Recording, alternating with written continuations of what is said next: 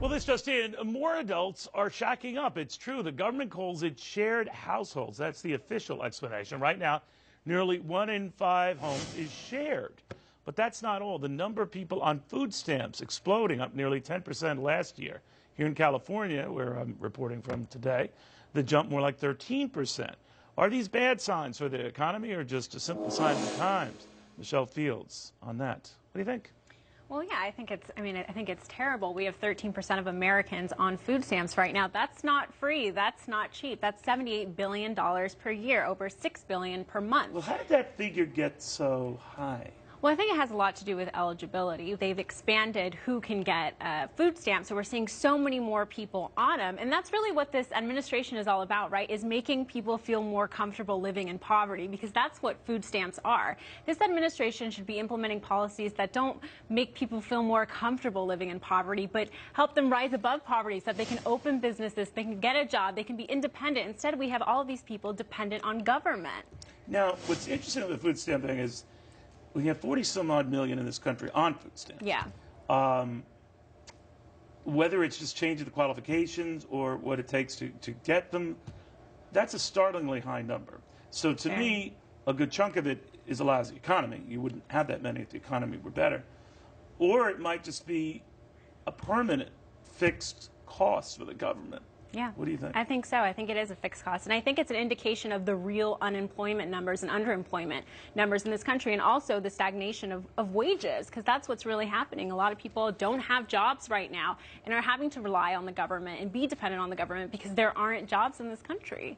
So when you look at programs growing, and you know, entitlements is a big sweeping area. I know a lot of people on Social Security, Medicare say, well, you might call it entitlement. I call it something that I've worked hard for, paid into.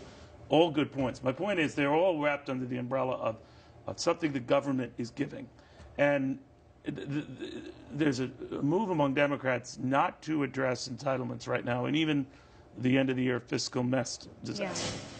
So if you're not going to address it now, my fear is I'm not really hopeful about your promise that you will next year. No. So is there something, what Michael Reagan was saying, Republicans cave on revenues and go ahead and agree to tax hikes, but never get the other part of the bargain, just as Ronald Reagan found out, as George Bush Sr. found out. That's what's going to happen. If they cave, they're not going to get the other part of the bargain.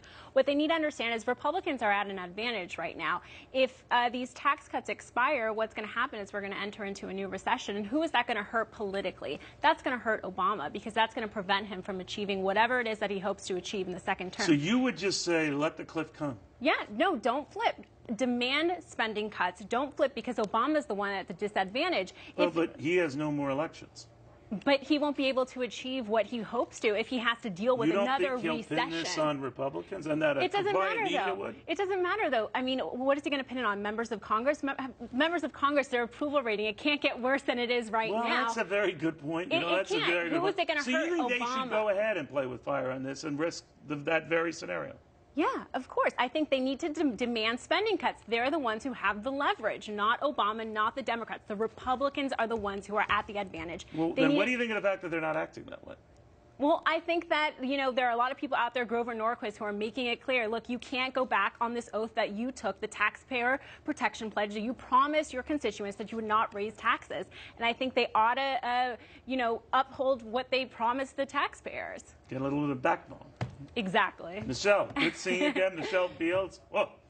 Her kid comes home with like all A's and a B+. What is this B+, young man? You're grounded. Yeah, you're grounded. You're grounded. All right. Well.